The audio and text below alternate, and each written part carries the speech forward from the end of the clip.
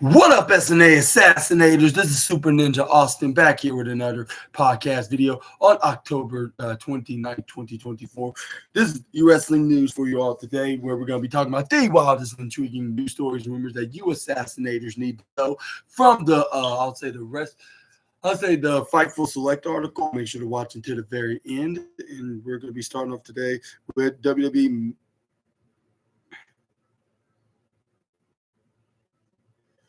Jacob Fatu talked about a particular bloodline family member, and he said he knew that he's destined to be in WWE.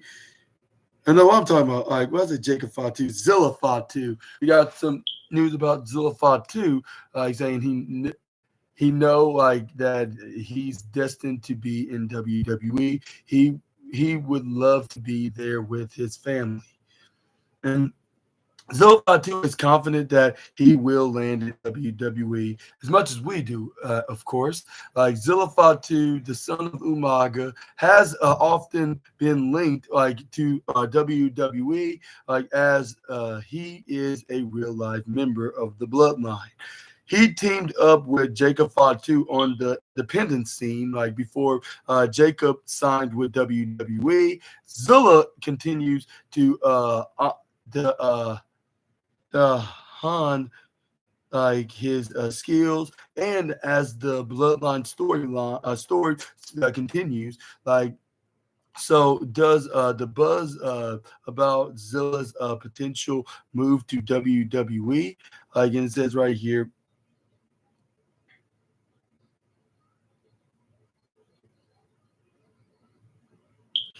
And it says right here that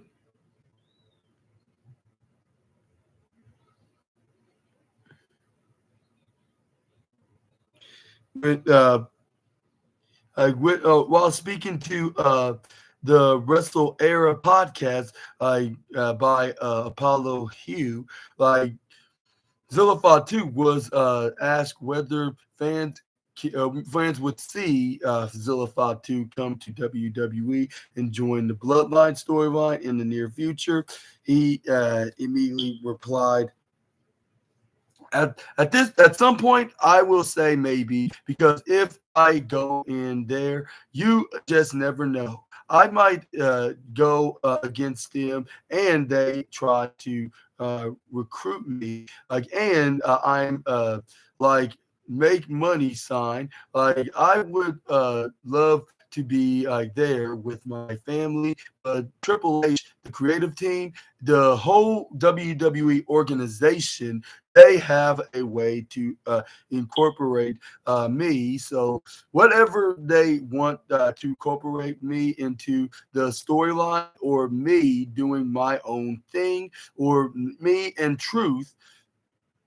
our truth, me and my own thing, me and our truth laughs while laughing, because who doesn't want to work with our truth, because he's such a very cool, sweet, and funny guy, that you're gonna have a good time working in WWE if you work with the likes of the former 24/7 champion.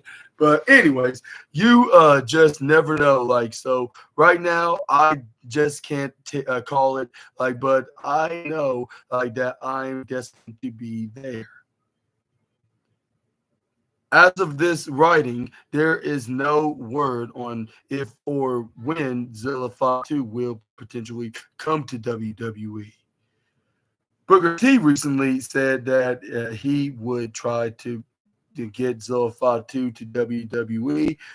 Along with Matt Hardy, also previously praised Zilla Fatu and Jacob Fatu.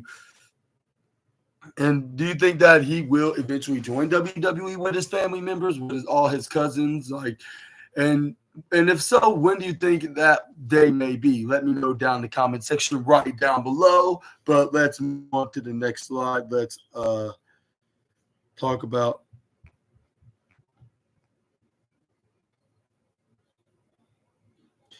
before I move on, exactly, I want to also ask you, Assassinators, do you think he will be involved in the Bloodline storyline, by the time of Survivor Series? And on Raw Talk, like they immediately had breaking news that it will indeed be Roman Reigns and Jimmy and Jey Uso taking on the bloodline of Solo Sikoas. Which, yeah, I think they should have done that, like, just yet, but I'm not going to be the negative Nancy. I'm very happy to hear the great news that they finally announcing this. But what your reaction is? Do you think this was the right time to do it, or do you think they should wait until SmackDown, like when the pre-taped episode confirms, like have the pre-taped episode confirm that it will indeed be on the pay-per-view premium live event? Maybe if anybody want to give out some predictions, they can do it right now, but maybe they should have waited until Friday because even though it'll probably be less than 24 hours from now to do it, but at least everybody would put in their predictions like beforehand, like before the pay-per-view can even go on the air. But yeah, I guess it is what it is, I suppose. I make my predictions, that all depends, like what's going to happen on SmackDown, where I'm going to predict like who's going to be exactly going to be the winners and who's exactly going to be the losers on the pay-per-view. Most likely the winners. But this is very exciting to hear. This is the first time I've seen Roman Reigns teaming with the Usos in over 2 years, since 2022. The last time I remember up to date, like with me remembering it exactly, was when they were in a 6-man tag match against the Street Profits and Matt Riddle in a 6-man tag match. And that's when Matt Riddle was feuding with Roman Reigns because him and his cousins took out his tag partner Randy Orton of RK Bro after they beat him for their Raw Tag Team Champions, like for both there and the SmackDown Tag Team Champions to form the undisputed WWE Tag Team Champions. And now he's trying to get some revenge for the undisputed champion, which he was a champion at the time. But unfortunately, every time he get a shot at the title, he always come up short. And that's when the Street Profits were in the feud with the Usos for the undisputed WWE Tag Team Championships. But yeah, and now like we're gonna see them back on the same page. Like since then, I'll say they were on the same page in 2023, but I don't think they ever wrestled in a 6-man tag match though. But yeah, but yeah, we're gonna finally see them in a 6-man tag team match. 6-man tag match, like in over 2 years, but this time with them being the baby faces because they're going to be facing the new bloodline, which is their family members that's joining Solo Sikoa, thinking that he could do a hostile takeover on Roman Reigns and take his Ulafalale that he wears around his neck. But yeah, like I would like to see who's going to win this, and let me know in the comments what your predictions are. I'm gonna save mine probably until like this Friday when I review them. But yeah, but let's move on to the next slide. We got the Dirty Dominic Mysterio. Talks about when back when he turned on his so-called deadbeat dad. Like talk about the story like when he deadbeat dad when afterwards he gave Randy gave him a text and said hell yeah and enjoyed enjoyed the segment like where he turned on both his dad Rey Mysterio and his uncle Edge, I should say, even though it's not really his Rey's brother, but you get what I'm trying to say. But anyways. Dirty Dominic Mysterio recalls getting a text from Randy Orton heading into Clash at the Castle in 2022. Dominic Mysterio was seen by many fans as a baby face, that was losing momentum. Quickly, things turned around at the event. As Mysterio turned on his father, joined the ranks of the Judgment Day, and it says right here, and since then, Dirty Dom has established himself as one of the most hated stars in all of WWE. As it turns out, Mysterio got a text from the Viper himself, Randy Orton, like another legendary heel after turning on his father. And then yeah, while speaking to the bootleg Kev show, uh, the dirty ex-condom like of the Judgment Day had this to say. I think definitely change. That definitely changed as my career has evolved. Like, but in the moment, like top of my mind, I can think or I think of Randy.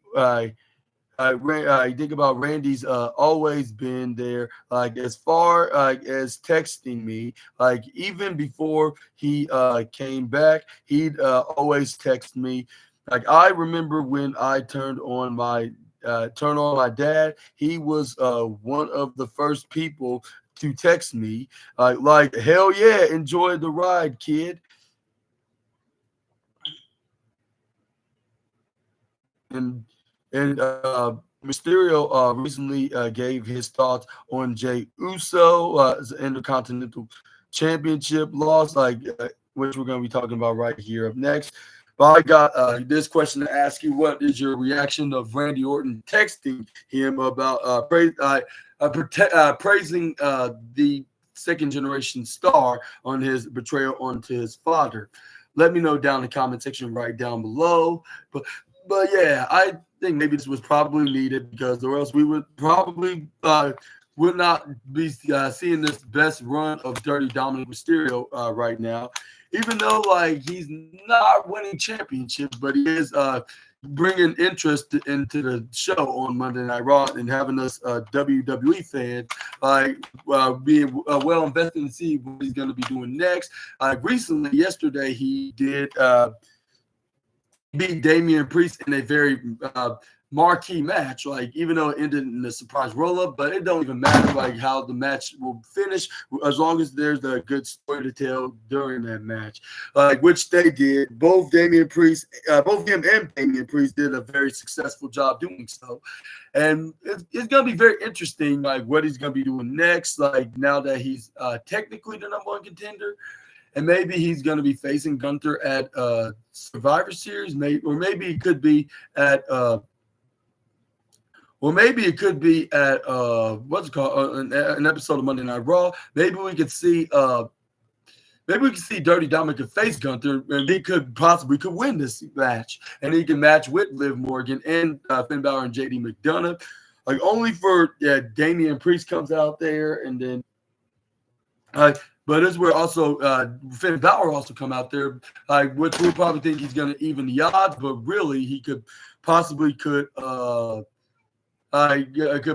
cause Dirty Dominic without him even knowing it, because he did gave out a look like when Dirty Dominic Mysterio said he's going to win the what they call the World Heavyweight Championship, like with Finn Balor getting that look on Raw Talk, like when they were in a backstage segment, like with Finn Balor's like telling JD McDonough, like, why did you and Carlito came out here without discussing this with me first? Which it could be like a tease of a betrayal. Like we could see like either Carlito or JD McDonough or even both could be kicked out of the group. Or we could see Finn Balor could leave the Judgment Day, like the way it was looking.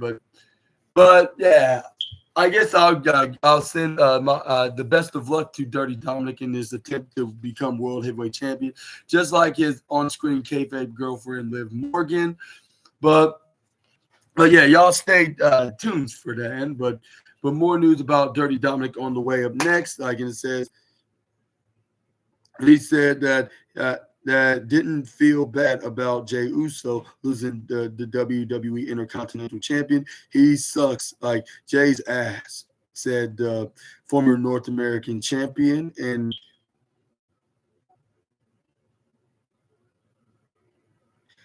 yeah, on the October 21st episode of WWE Monday Night Raw, Braun Breaker defeated Jey Uso to win the Intercontinental Championship. the bloodline cost him the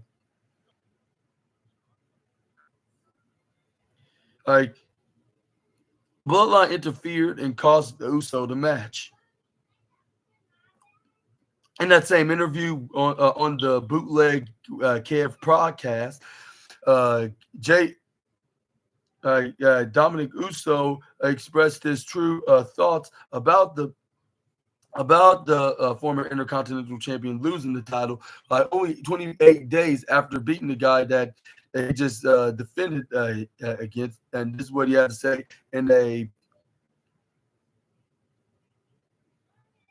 in a in a 9 word sentence, I guess, or 10 word sentence actually. Yeah, in a 10 word, yeah, in a 10. I'll say in a in this 10 word sentence of a response about the matter, saying, "I didn't."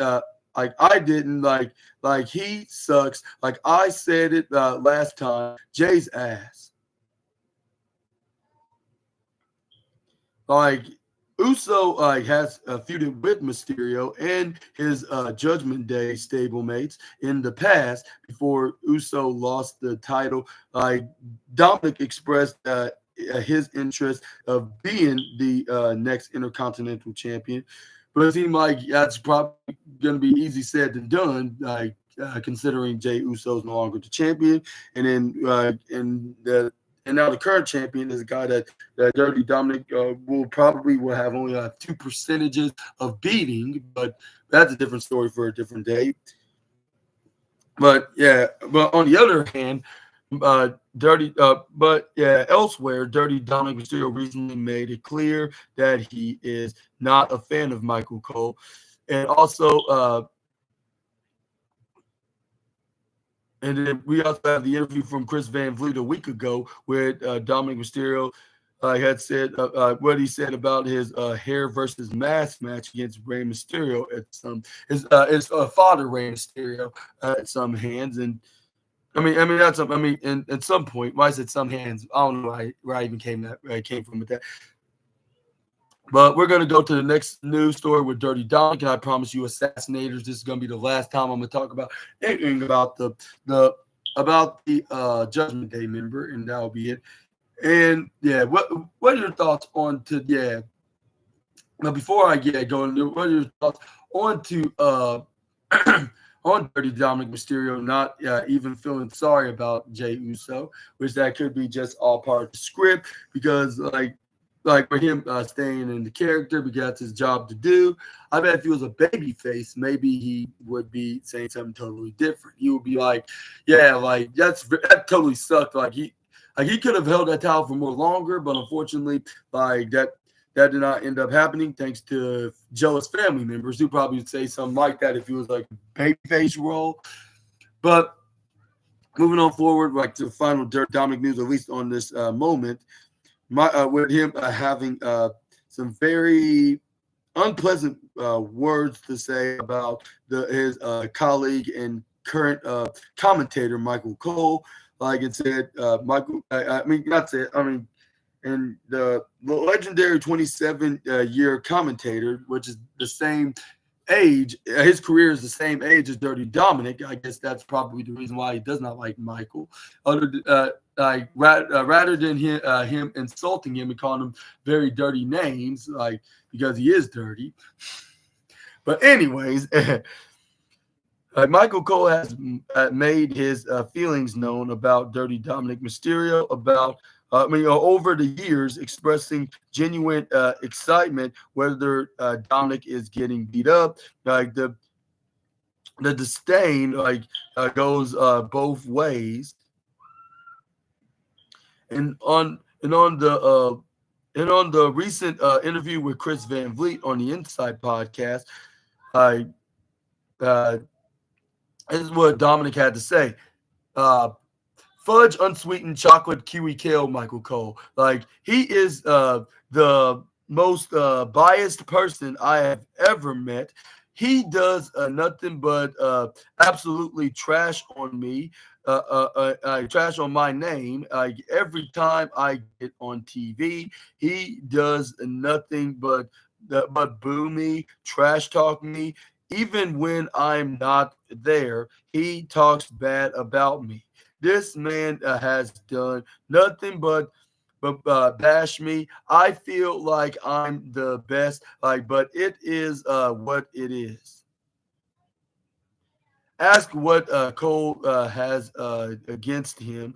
And Dirty Dominic replied, he's probably jealous that he's losing his hair and I'm gaining it. I'd love a one-on-one with Michael Cole. He's undefeated at WrestleMania. I'd love to slap him around, slap around Michael Cole. That's what he said.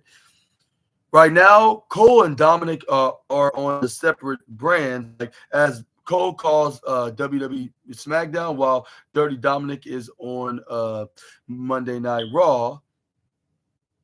Elsewhere in that same interview, Dirty Dominic still commented on a potential hair versus mask match against his father, Rey Mysterio. You can find his full comments right here down below. But we already talked about that a few days ago, so I'm going to have to pass and skip on to that. And I want to ask you this question. What are your thoughts on what's his name? Dominic Mysterio's opinions about Michael Cole? Obviously it's because of the bad things he's saying about him, which most of y'all probably would see why. But let me know in the comment section right down below. And do you think that it's because of Michael Cole being jealous, or do you think it's for a totally different reason? But I'm not sure what to be jealous about. Even though he's Dirty Dominic Mysterio's a wrestler and he's getting all the whammon, if he's the next Bobby Lashley, and he's probably the most popular guy in WWE right now. But I don't think he's jealous. I think he's just saying that because he just genuinely does not like him. This version of a heel, with him being I'll say he may have some biased opinions of hating Dominic Mysterio, but at the same time, he don't do that to all the heels. He just do that to those that deserve to be trashed on, like Dominic Mysterio. But yeah, I'm just gonna respect his opinion because I would probably feel the same way. Because yeah, he's just a horrible person in general. I would say, yeah, Dirty Dominic. I'm not saying in real life. I'm saying in his character. I'd say he is a genuine douchebag that needs to be punished with beatings. That's the way I'm seeing the storyline. The way I see it. But I don't wish death upon nobody in the business. They're just doing their job and they're making me entertained. So why should I wish anything about them? Unless they did something that made me mad. Just ask Coach Okada that question. But anyways, yeah, we got some Bobby Lashley news. Speaking of the Almighty, he talks about what MVP tells him about Anthony Khan is a good dude, who thinks people deserve to carry on in AEW. MVP and Shelton Benjamin are currently conducting business in AEW, with MVP always looking for new clients. Many fans have speculated that Bobby Lashley will soon join his former Hurt Business running mates in AEW. And on the latest episode of the Lame Guys podcast, Lashley was asked for his thoughts on MVP and AEW, and if he might join him. This is what Bobby Lashley had to say in response. You think they have enough money for me?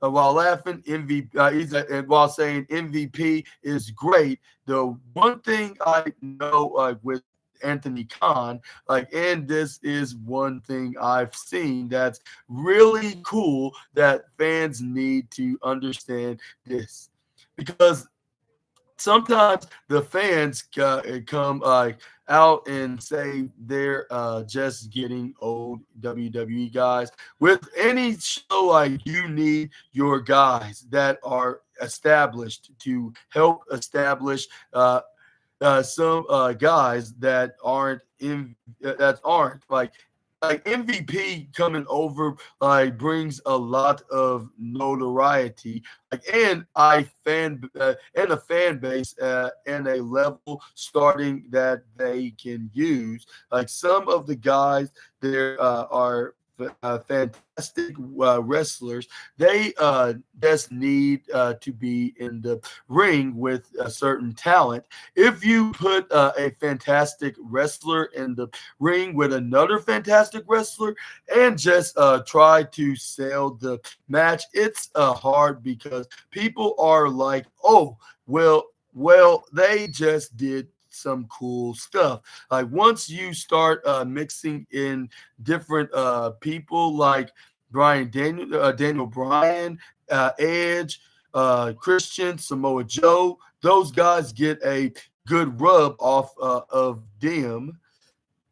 Like what Anthony Khan is doing, I'm still friends with MVP, and I talked with him about going over there. I said, how is it over there in question? Like the one thing people say when they are over there is Anthony Khan is a really good dude. He is genuinely saying to people over there, like you deserve to still carry on. Edge was carry on. Edge was being pushed down, like, and he was like, I took time off. I was able to get cleared. Like I wanted to come here. I still have something left in the tank. I want to have fun, like, and go do it. Like I don't want to I don't want it to be stressful. I want to be able to do it. Like Anthony Khan came in like and said, you deserve to you're a legend in the business. You can help us out. Like we can help you out, like, and supplement like your income for the next few years. Like that's what they did. Like that's what MVP is doing. Like also he got pulled off TV early, like had been off TV and got back on. I saw the promo he cut. It was an awesome promo. He told a good story. He can carry on, make some money for them, and escalate like some of their guys. Lashley has previously said that he has offers on the table, like, and that it was time to put pen to paper. And while Shelton Benjamin will face Swerve Strickland at tomorrow night's AEW Fright Night edition of Dynamite.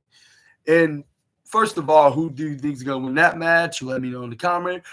And what are your thoughts on the Bobby Lashley talking about what is the status of MVP's employment in AEW? Like with MVP texting him saying that that Tony Khan is a really cool guy and he's a boss that you want to work for in the wrestling business.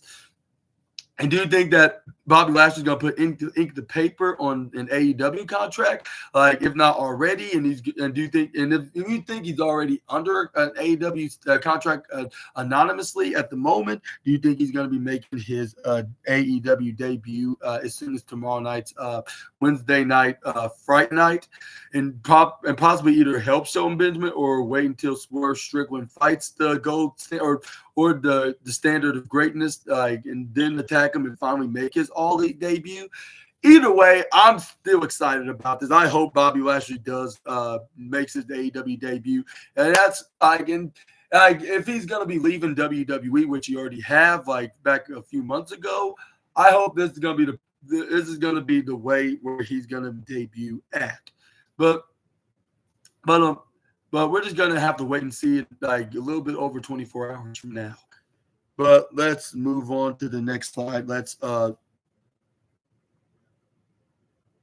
move. Let's talk about Liv Morgan on Tiffany Stratton potentially cashing in on the Liv Morgan, like says the champ herself, and she said like I'm not looking over my shoulders because yeah, she probably already knows that she's actually not literally going to cash in on her because you know how business can be, but moving on forward, we got Liv Morgan like isn't worried about WWE Crown Jewel like with the women's world champion like will face off against the WWE women's champion Nia Jax, and the winner will be the inaugural WWE Women's Crown Jewel champion. Heading into the match, Rhea Ripley has continued to target Morgan, and Tiffany Stratton has teased cashing in her Money in the Bank contract on Morgan. And while speaking in an interview with Chris Van Vliet on the Insight, Liv Morgan was asked about Stratton potentially cashing in on her. She uh, she answered, I have a lot of things going on right now. I have Nia Jax to prep for Crown Jewel. I have Tiffany potentially wanting to cash in on me. And I have Rhea, who is literally being a stage 5 clinger and stalker for me and Daddy Dom. So there's a lot of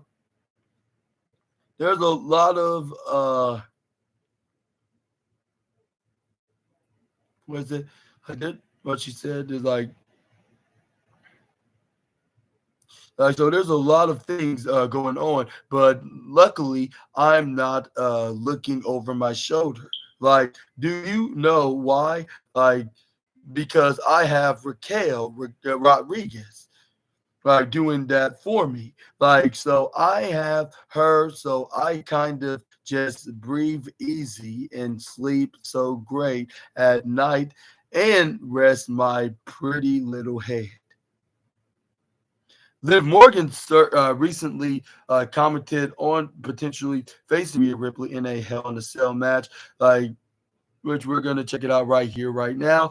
But I want to ask you this question: what are your thoughts on Liv Morgan's unfazable on her with her being unfazed,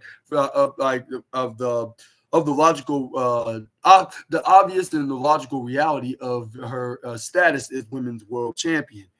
And do you think she should be worrying about anything, whether if it's Tiffany Stratton cashing in or Rhea Ripley trying to get another shot at her women's world championship or whatever whatever next challenger that's gonna be going after for a championship. Let me know down in the comment section right down below.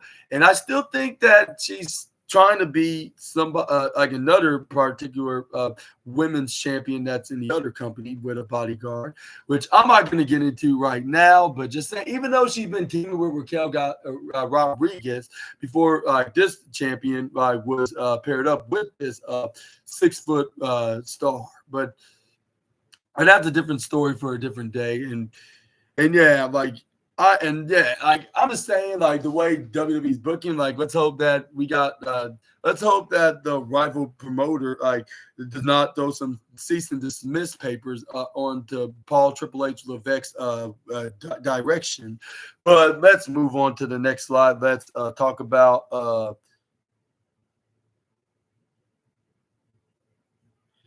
We got Liv Morgan could potentially face Rhea Ripley inside Hell in a Cell. And Liv Morgan wants Rhea Ripley out of her life, for months now, like Liv Morgan, like and Rhea Ripley have been tangled up in a feud over on Monday Night Raw. The feud has included title changes, boyfriend changes, like and even faction changes. Because yeah, given that Liv Morgan's now on the Judgment Day, and now Dirty Dominic's her boyfriend, at least on screen, not off screen, of course.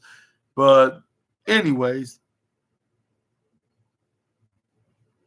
since returning to the ring at SummerSlam, Rhea Ripley has continuously like failed to win back her women's world championship from Liv Morgan.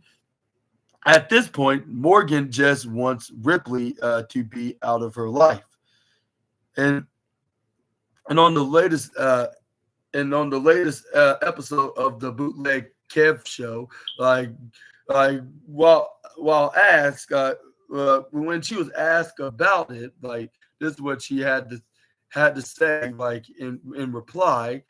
I mean, if that would finally get her off my back, like then yeah, I would do anything at this point to get her to leave us alone.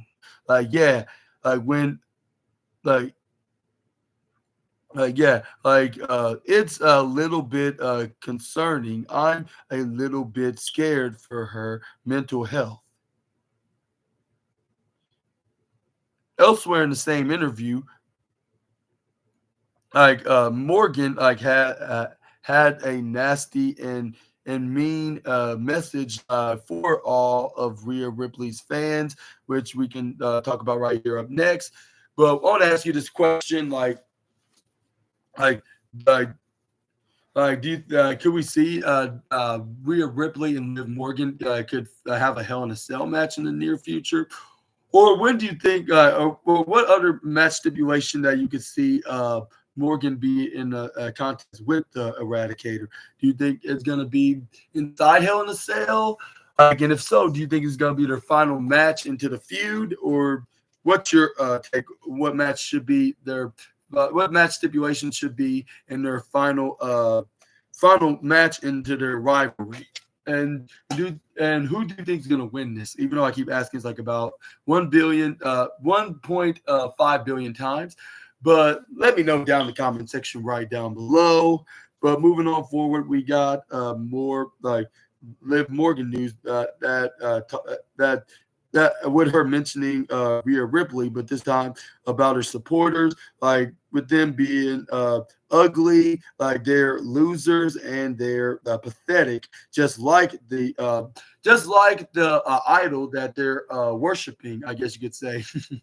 But anyways, Liv Morgan doesn't care that Rhea Ripley is over with her fans.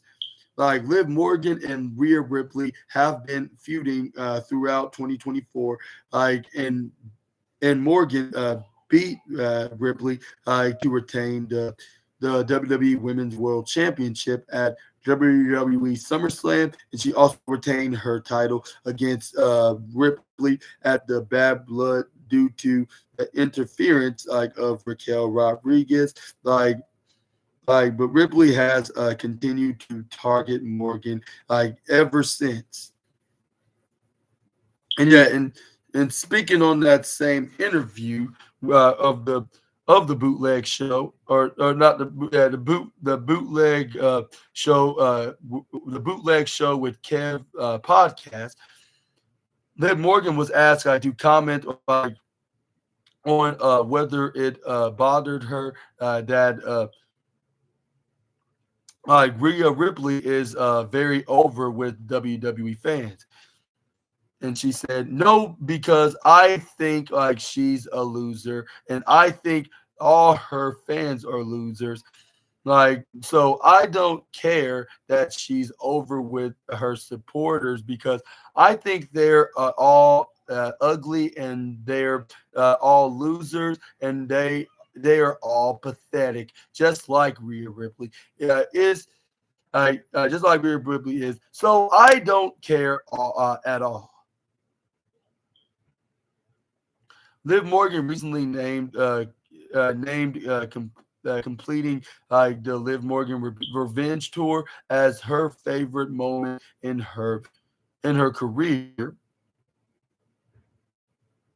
But what are your thoughts on Liv Morgan? On Liv Morgan's opinion about Rhea Ripley and her fans in general. And do you agree with the women's world champion? Which I would not exactly recommend you agreeing with her, like calling Rhea Ripley and her fans ugly and losers and pathetic. Like, I'm not sure if I should say any of that. I could say that the reason why Rhea Ripley's on top is for a good reason, because she really is that tough. I'll say not like the toughest, like compared to someone like a China or Beth Phoenix or even Camille that's on AEW. But I can see her like in that top 5 list, like all the tough and big buff women in all of professional wrestling. But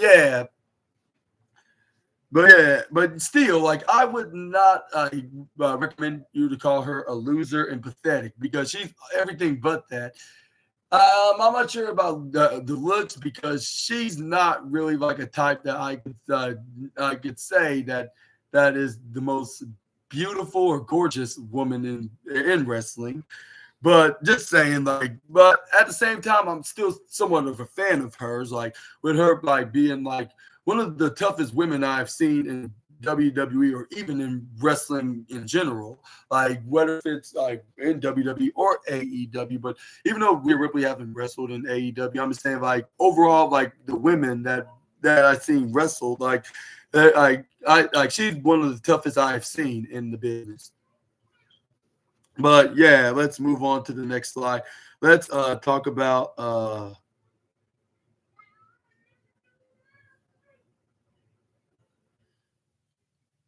we got some Baron Corbin news up next, as he said like that he had to go to NXT like and revamp himself, like, and he had been beaten by everybody. Now we got some very intriguing Baron Corbin news to talk about, that he wants to continue evolving in the ring. Throughout the years, Corbin went through many gimmick changes, like theme songs and stints, like on different brands. Like after spending nearly a year in NXT, Corbin made his return to SmackDown after being drafted to the brand in the 2024 WWE Draft.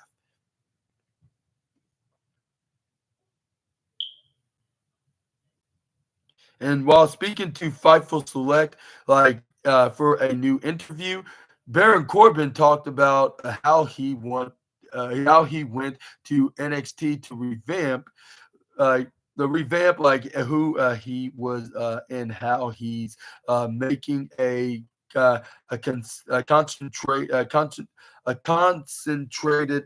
effort to do things differently in the ring, like. And he said it's definitely a concentrated effort. Like when I came back to the main roster, I went to NXT to fix a lot of things, not just with my wrestling, but I had been beaten by everybody. But yeah. Can you buy some lights for me? Yeah. Thank you. You're welcome. Go buy some right now. All right, I'll buy you some wipes. Okay, but yeah, you're welcome. I'll be right out. All right, yeah.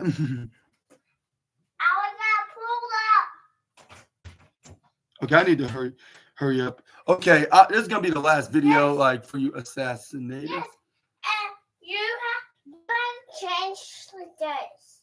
Okay, I know, Bird, yeah. But I had to revamp like who I was and leave that like in the past, like to get like that fresh start on the main roster. If you as you saw, like came out like in the cheap ones. Okay.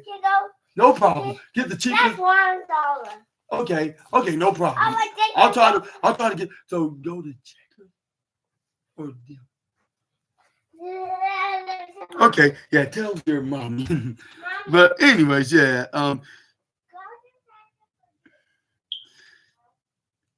But yeah, the main roster. If you saw me like came out like and do the same thing. Okay, good. No problem. Yeah, I'll be on my way. You're welcome. Even in the past, like to get that fresh start, like on the main roster. If you saw me like out and do the same things like you saw me do 2 years ago, you wouldn't care. Like you wouldn't, you would say, "Oh, he's still the same guy." It is a concentrated. Like effort like to create a new way like that I move like and things I do like in the ring like to elevate like it and make it exciting plus down like at NXT those boys like can go. I had to evolve like my game like to run like with those guys like Ilya, Carmelo and Braun. The list like I had like to step like my game like it made like my better for the yeah I hear you. I'm trying to